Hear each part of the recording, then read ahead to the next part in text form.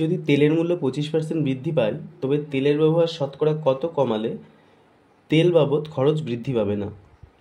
দেখো, তেলের মূল্য শতকরা 25% বৃদ্ধি পেয়েছে, অর্থাৎ যে তেলটা আমি আগে 100 টাকায় পেতাম সেটার দাম এখন হয়ে গেছে 125 টাকা।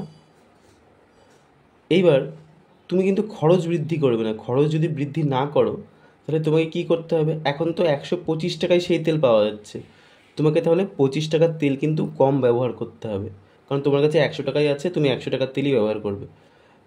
তাহলে যে তেলের দাম এখন 125 টাকা, সেখানে তোমাকে 25 টাকার কম ব্যবহার করবে।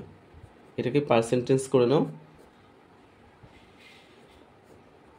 20, অর্থাৎ তোমাকে তেলের ব্যবহার কমাতে হবে 20%।